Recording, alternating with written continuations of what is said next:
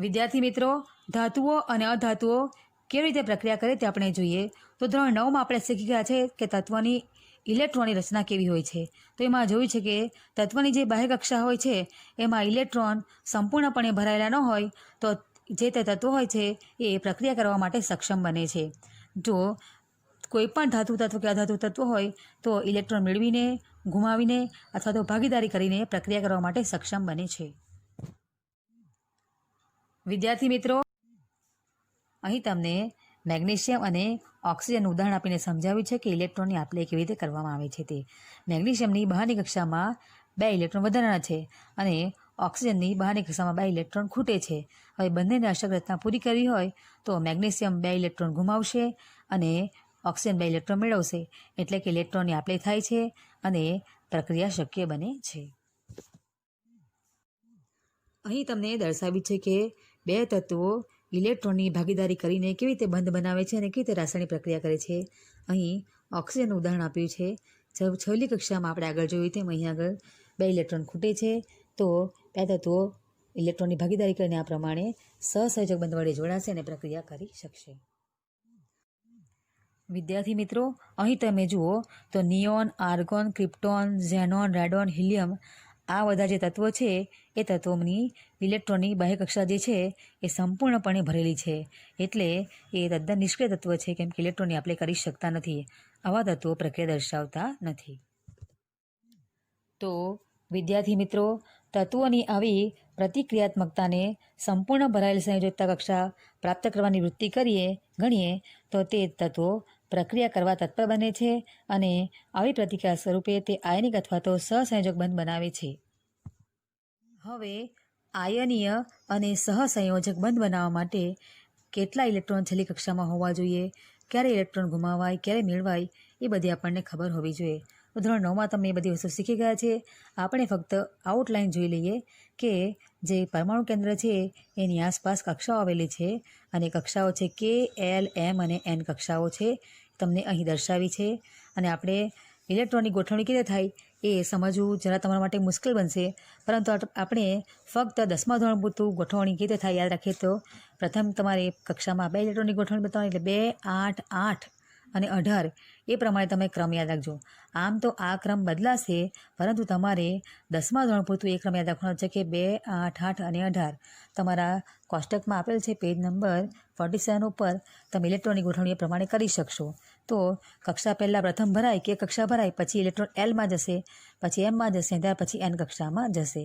તો આપણે એ જ ક્રમ યાદ રાખશું અને છેલ્લી કક્ષામાં કેટલા ઇલેક્ટ્રોન આવશે તો એના આધારે આપણે એની સંયોજકતા નક્કી કરી શકીએ અને સંયોજકતા નક્કી થયા પછી આપણે કયા પ્રકારનો બંધ બને એ નક્કી કરી શકીશું.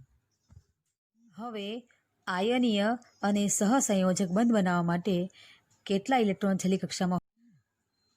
હવે સંયોજકતા કક્ષામાં રહેલા ઇલેક્ટ્રોનની સંખ્યાના આધારે પરમાણુની સંયોજકતા નક્કી થતી હોય છે તે આપણે જોઈએ. તમને અહીં સોડિયમ, મેગ્નેશિયમ અને એલ્યુમિનિયમની રચના દર્શાવી છે. પરમાણુની કક્ષામાં ઇલેક્ટ્રોનની ગોઠવણી પણ દર્શાવી છે. તમે જુઓ તો સોડિયમમાં છેલ્લી કક્ષામાં 1 ઇલેક્ટ્રોન છે, મેગ્નેશિયમની છેલ્લી બાહ્ય કક્ષામાં 2 ઇલેક્ટ્રોન છે અને એલ્યુમિનિયમની બાહ્ય કક્ષામાં 3 ઇલેક્ટ્રોન છે. હવે જ્યારે પરમાણુ તેની સંયોજકતા કક્ષામાં 1, 2 કે 3 ઇલેક્ટ્રોન ધરાવતો હોય તો તેની સંયોજકતા +1, +2 અને +3 થતી હોય છે, કેમ કે 1, 2, 3 ઇલેક્ટ્રોન ગુમાવવા સહેલા પડે છે અને સ્થાયી રચના પ્રાપ્ત કરવી પણ સરળ બને છે. એટલા માટે તત્વની સંયોજકતા કક્ષામાં 1, 2 કે 3 ઇલેક્ટ્રોન હોય તો તે હંમેશા ઇલેક્ટ્રોન ગુમાવવાની વૃત્તિ ધરાવે છે અને ધન આયન બને છે. અહીં તમે જુઓ, તમને 2 પરમાણુમાં ઇલેક્ટ્રોનની ગોઠવણી દર્શાવેલી છે. એની બાહ્ય કક્ષા ઇલેક્ટ્રોનથી સંપૂર્ણપણે ભરાયેલી છે. હવે જે તત્વની બાહ્ય કક્ષા ઇલેક્ટ્રોનથી સંપૂર્ણપણે ભરેલી હોય છે એવા તત્વો ઇલેક્ટ્રોનની આપ-લે કરતા નથી, એટલે કે તેમને નિષ્ક્રિય તત્વ કહે છે અને એમની સંયોજકતા 0 થાય છે. આવા તત્વો કોઈ પ્રતિક્રિયા દર્શાવતા નથી. અહીં બતાવેલા બંને તત્વોના પરમાણુની ઇલેક્ટ્રોન રચના છે એમાં છેલ્લી કક્ષા તમે જુઓ તો એ કક્ષા કેવી છે? અપૂર્ણ છે, સંપૂર્ણપણે ઇલેક્ટ્રોનથી ભરાયેલ નથી. એટલે કે તેઓ હંમેશા અષ્ટક રચના પ્રાપ્ત કરીને સ્થિર થવા પ્રયત્ન કરતા હોય તો કક્ષામાં ઇલેક્ટ્રોન મેળવવા માંગે છે તો અથવા ગુમાવવા માંગતા હોય છે તો પ્રક્રિયા કરશે. અને જ્યારે વિદ્યાર્થી મિત્રો, જો આપણે પરમાણુની સંયોજકતા કક્ષામાં રહેલા ઇલેક્ટ્રોનની સંખ્યા જાણી શકીએ તો જે તે તત્વની સંયોજકતા પણ આપણે જાણી શકીએ છીએ. તો તમારે સૌથી પહેલાં તો એ સંયોજકતા જાણવા માટે કક્ષામાં કેટલા ઇલેક્ટ્રોન ગોઠવાયેલા છે તે જાણવું પડે અને ત્યારબાદ આપણે તેની સંયોજકતા નક્કી કરી શકીએ છીએ. તો જો તમારે આનો વિગત અભ્યાસ કરવો હોય તો મારી એક નવી વિડીયો છે તો તમે ખાસ જોજો. એમાં ફક્ત આયનિક અને સહસંયોજક સંયોજનો વિશેની જ માહિતી આપેલી છે. હું લિંક મોકલાવીશ, તમે જોવાનું ચૂકશો નહીં. હવે આપણે જોઈએ તો સોડિયમ ક્લોરાઇડનું નિર્માણ કેવી રીતે થાય. પરીક્ષા માટે અગત્યનો મુદ્દો છે. તો સૌથી પહેલાં આપણે જોઈએ તો જે સોડિયમ ધાતુ છે એનો પરમાણુ ક્રમાંક 11 છે અને એમાં ઇલેક્ટ્રોનની ગોઠવણી 2, 8 અને 1 થયેલી છે, એટલે કે છેલ્લી કક્ષામાં 1 ઇલેક્ટ્રોન છે. હવે આપણે આગળ જોઈ ગયા તેમ કે છેલ્લી કક્ષામાં 1 ઇલેક્ટ્રોન છે એટલે શું કરશે, ઇલેક્ટ્રોન ગુમાવશે અને તમે જુઓ તો 2, 8, 1 સોડિયમ છે, એમાંથી 2, 8 થાય છે ત્યારે Na+ સોડિયમ ધન આયન બને છે, એટલે કે સોડિયમમાંથી સોડિયમ આયન આ પ્રમાણે બને છે. જ્યારે 1 ઇલેક્ટ્રોન ગુમાવે ત્યારે તે Na+ આયન બને છે. હવે અહીં ક્લોરીનમાંથી ક્લોરાઇડ આયન કેવી રીતે બને તે સમજાવ્યું છે. ક્લોરીનનો પરમાણુ ક્રમાંક 17 છે અને તેનું ઇલેક્ટ્રોનની સંરચના 2, 8, 7 છે. તો ક્લોરીન જે છે એની બાહ્ય કક્ષામાં 7 ઇલેક્ટ્રોન છે, એટલે કે સ્થાયી રચના પ્રાપ્ત કરવા માટે 1 ઇલેક્ટ્રોન મેળવશે અને રચના પ્રાપ્ત કરશે 2, 8, 8, એટલે કે ક્લોરાઇડ આયન બને છે અને તે ઋણ આયન છે કેમ કે ઇલેક્ટ્રોન મેળવે છે. હવે આપણે જોઈએ તો સોડિયમ ક્લોરાઇડનું નિર્માણ કેવી રીતે થાય. પરીક્ષા માટે અગત્યનો મુદ્દો છે. તો સૌથી પહેલાં આપણે જોઈએ તો જે સોડિયમ ધાતુ છે એનો પરમાણુ ક્રમાંક 11 છે અને એમાં ઇલેક્ટ્રોનની ગોઠવણી 2, 8 અને 1 થયેલી છે, એટલે કે છેલ્લી કક્ષામાં 1 ઇલેક્ટ્રોન છે. હવે આપણે આગળ જોઈ ગયા તેમ કે છેલ્લી કક્ષામાં 1 ઇલેક્ટ્રોન છે એટલે શું કરશે, ઇલેક્ટ્રોન ગુમાવશે અને તમે જુઓ તો 2, 8, 1 સોડિયમ છે, એમાંથી 2, 8 થાય છે ત્યારે Na+ સોડિયમ ધન આયન બને છે, એટલે કે સોડિયમમાંથી સોડિયમ આયન આ પ્રમાણે બને છે. જ્યારે 1 ઇલેક્ટ્રોન ગુમાવે ત્યારે તે Na+ આયન બને છે. હવે આપણે જોઈએ તો સોડિયમ ક્લોરાઇડનું નિર્માણ કેવી રીતે થાય. પરીક્ષા માટે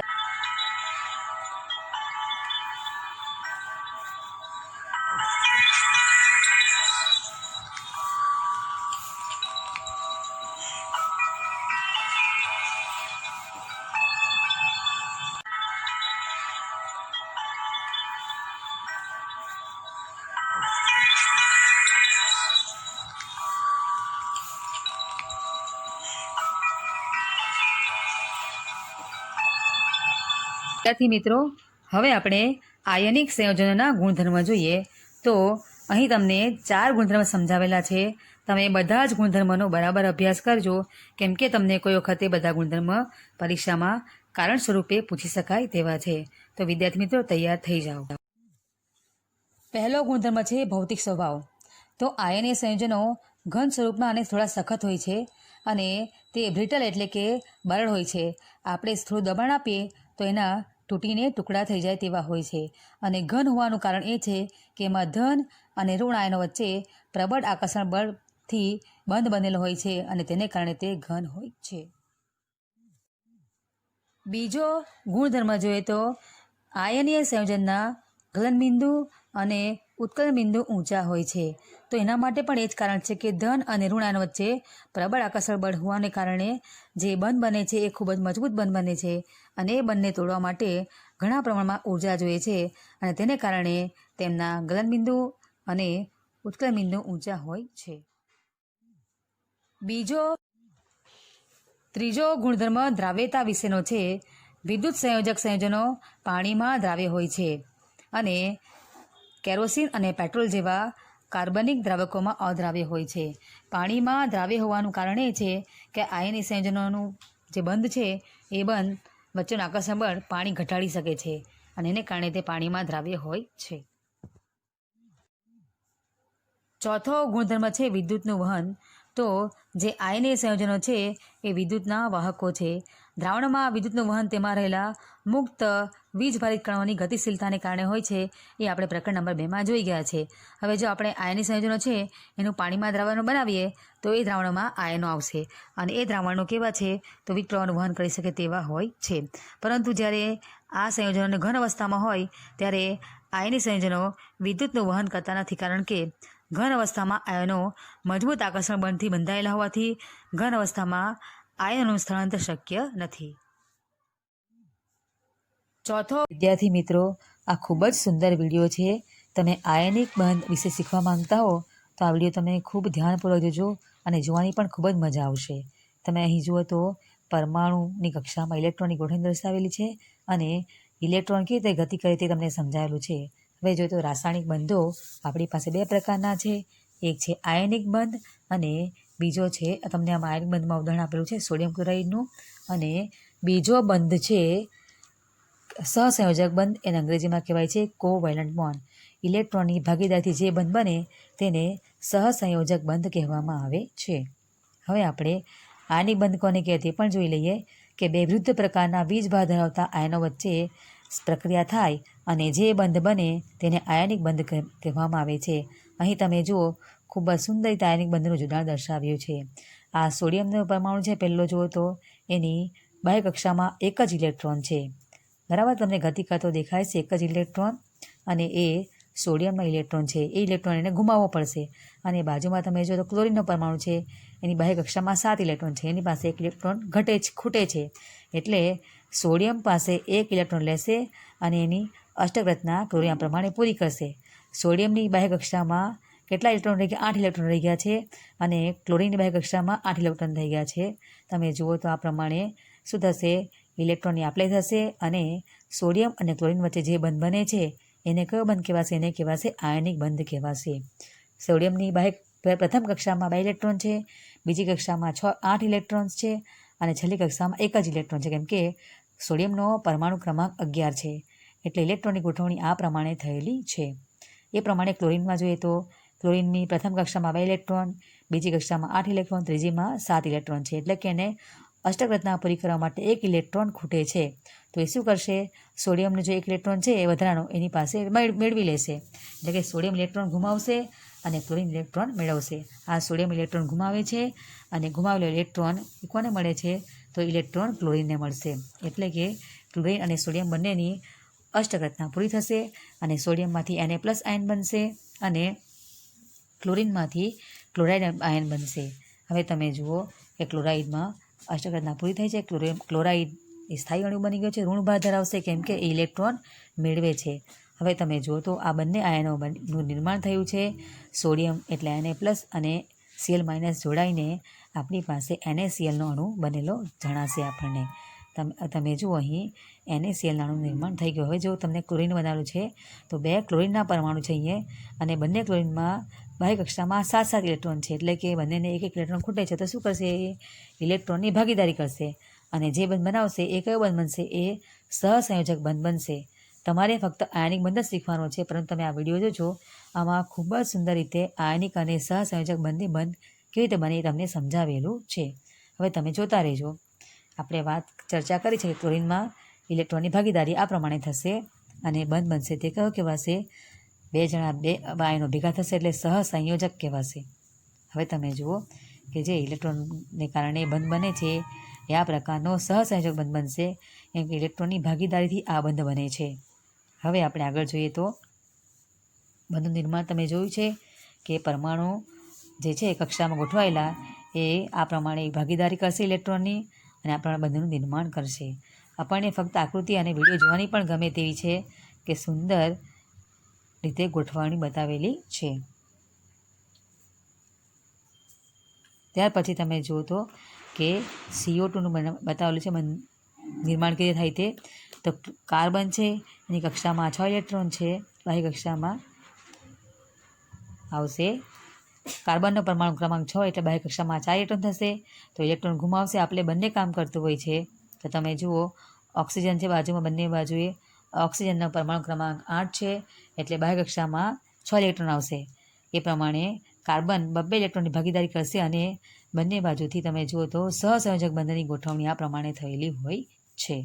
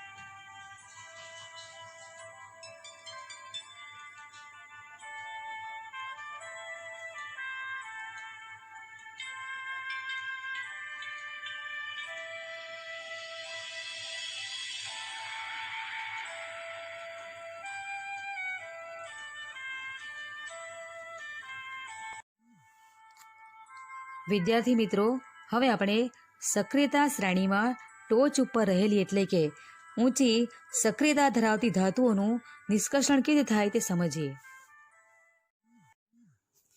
વિદ્યાર્થી મિત્રો, હવે આપણે જોઈએ તો સક્રિયતા શ્રેણીમાં ટોચ ઉપર રહેલી ધાતુઓમાં પોટેશિયમ, સોડિયમ, કેલ્શિયમ, મેગ્નેશિયમ અને એલ્યુમિનિયમ એનો સમાવેશ થાય છે.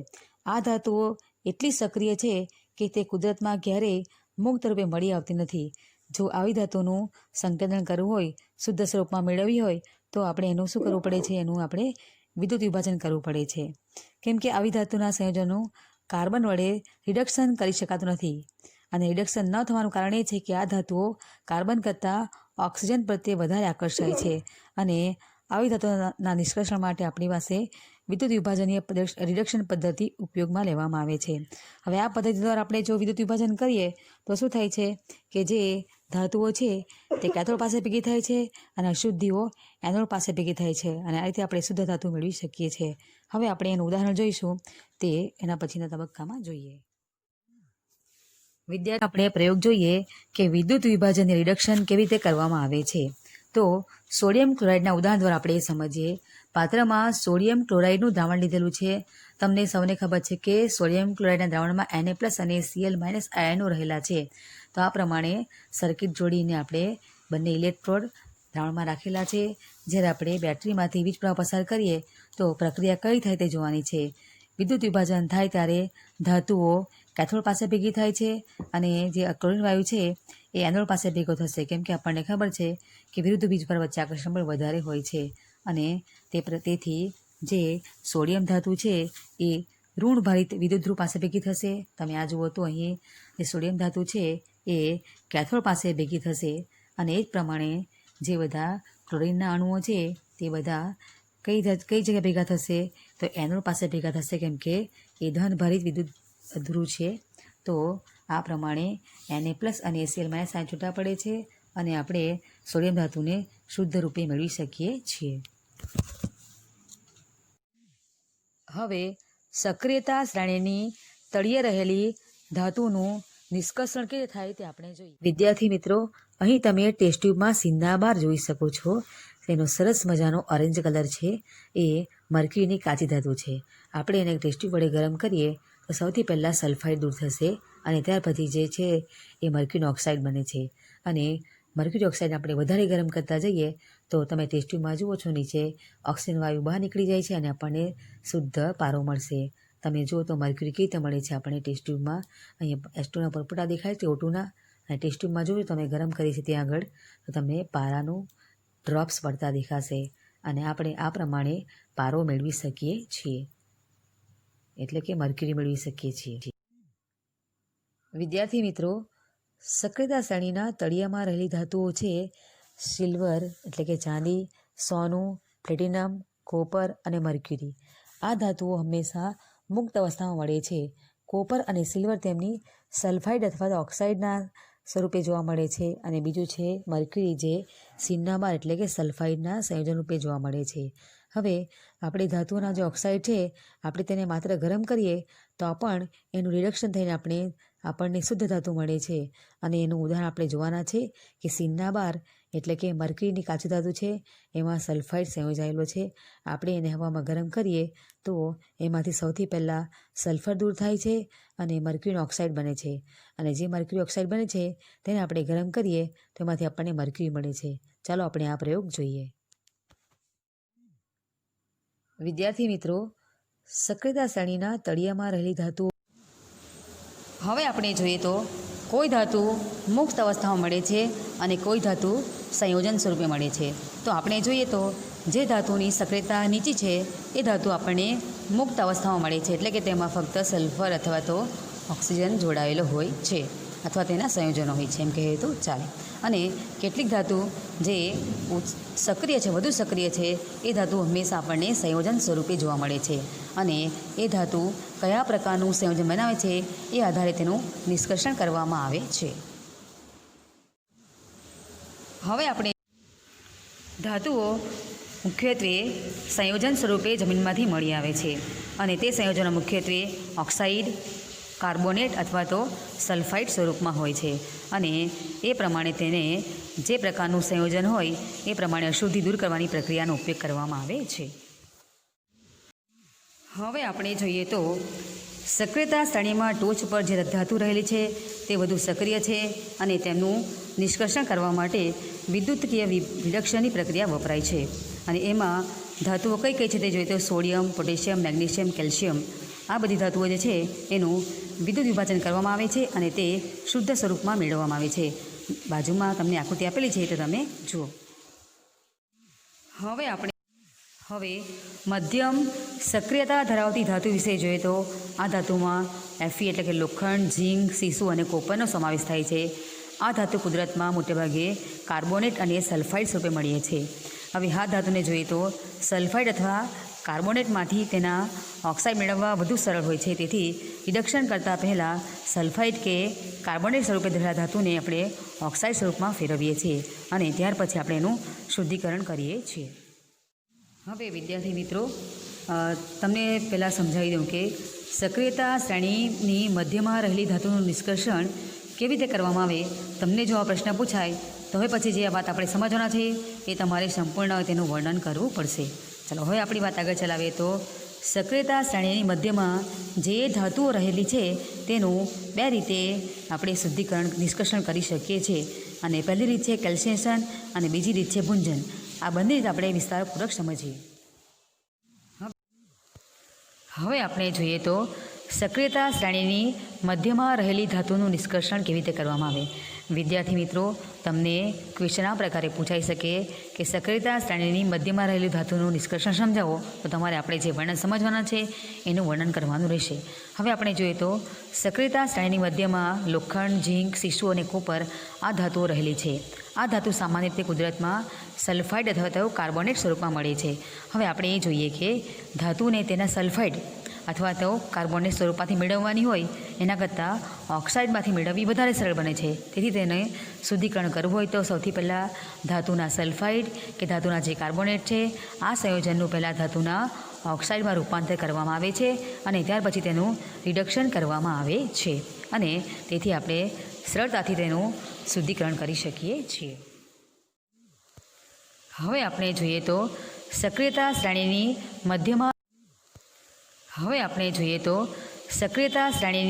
મધ્યમાં રહેલી ધાતુનું નિષ્કર્ષણ કેવી રીતે કરવામાં આવે.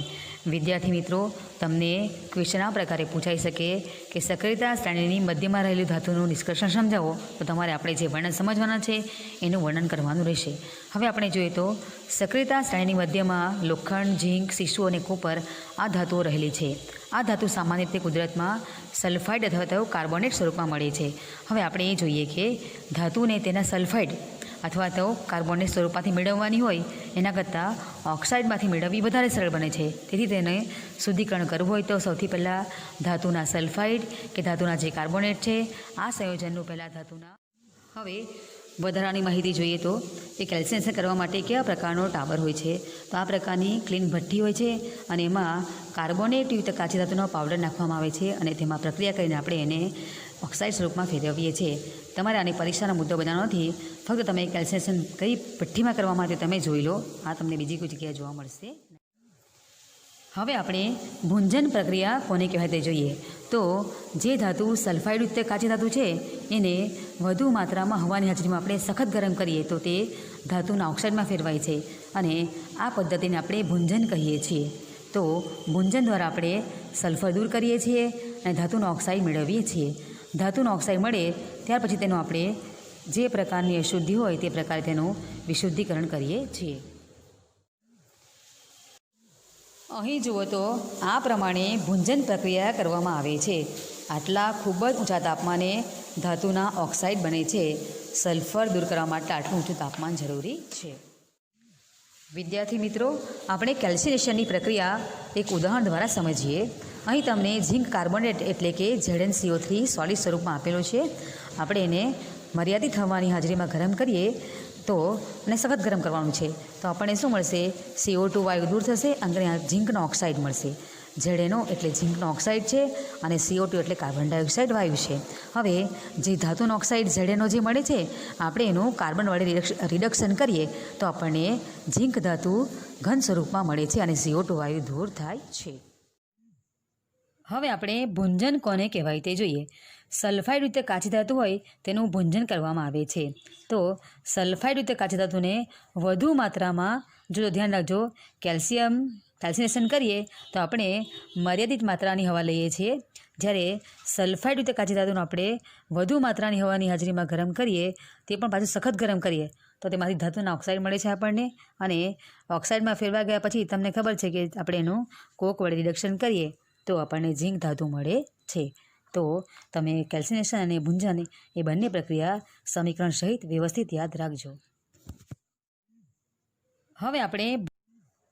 હવે જોઈએ સક્રિયતા શ્રેણીમાં નીચે રહેલી ધાતુનું નિષ્કર્ષણ કેવી રીતે કરવામાં આવે છે તે. તો જે ધાતુ સક્રિયતા શ્રેણીમાં નીચે રહેલી છે, તળિયે રહેલી છે, એ સૌથી ઓછી સક્રિય હોય છે. તે ઘણીવાર મુક્ત અવસ્થામાં મળે છે અને કેટલીક વખત તે સલ્ફાઇડ અથવા ઓક્સાઇડના સ્વરૂપમાં પણ મળી આવે છે. ચાંદી અને કોપર એમના સલ્ફાઇડ સ્વરૂપમાં મળી આવે છે અને ખાસ નામ છે સિન્નાબાર. એ તમે જાણો છો કે એ પણ સલ્ફાઇડના સંયોજન સ્વરૂપે મળી આવે છે. આપણે પ્રયોગ જોવાના છે કે સિન્નાબાર જે છે એ મર્ક્યુરીની કાચી ધાતુ છે અને એને આપણે હવામાં ગરમ કરીએ તો આપણને કેવી રીતે એમાંથી મર્ક્યુરી મળે એનો પ્રયોગ જોઈશું. તો તમે આ યાદ રાખજો કે સક્રિયતા શ્રેણીમાં કઈ કઈ ધાતુઓ રહેલી છે. તો એમાં આવશે સિલ્વર અને સોનું, પ્લેટિનમ અને બીજો આવશે પારો. હવે જોઈએ ઇન શોર્ટ તમારે યાદ રાખવાનું કે જો જે ધાતુ ઓક્સાઇડ સ્વરૂપમાં હોય તો આપણે તેનું શું કરવાનું છે તો વિદ્યુતીય રિડક્શન કરવાનું છે. અને જે ધાતુ કાર્બોનેટ સંયોજન સ્વરૂપે છે આપણે એનું કેલ્સિનેશન કરવું પડશે. અને જે ધાતુ તેનું સલ્ફાઇડ સંયોજન સ્વરૂપે હોય તેને આપણું ભુંજન કરવાનું છે. અને આ પ્રકારની પ્રક્રિયા કર્યા પછી આપણને ધાતુના ઓક્સાઇડ મળશે. ધાતુના ઓક્સાઇડ મળે તો આપણે તેનું પછી વિદ્યુત વિભાજન કરવાનું છે અને આપણે શુદ્ધ ધાતુ મેળવી શકીશું. તો આ મુદ્દા તમે બરાબર તૈયાર કરજો. આટલી પ્રક્રિયા કર્યા પછી ધાતુ આપણને 99.99% શુદ્ધ સ્વરૂપમાં મળે છે. અને જો આપણે એને અને કેટલાક રસાયણ એવા છે અથવા કેટલાક પદાર્થો એવા છે જે બનાવવા હોય તો આપણને 100% શુદ્ધ ધાતુ જોઈએ. તો એ માટે આપણે 100% ધાતુ શુદ્ધ સ્વરૂપમાં મેળવવી પડે. હવે જો તમારે 100% શુદ્ધ ધાતુ મેળવવી હોય તો આપણે વાન આર્કિલ પદ્ધતિ એપ્લાય કરવી પડે. કેમ કે વિદ્યુતને લગતા સાધનો બનાવવા હોય તો તેમાં ધાતુ 100% શુદ્ધ સ્વરૂપમાં જોઈએ. ખાસ કરીને જર્મેનિયમ અને બોરોન એમાં 0.001 જેટલી અશુદ્ધિ પણ નથી કામ લાગતી. તો આપણે એને શુદ્ધિકરણ કરવા માટે વાન આર્કિલ પ્રક્રિયા અપનાવવી જોઈએ. જો કે આ બહારની વાત છે, તમારે યાદ રાખવાની જરૂર નથી.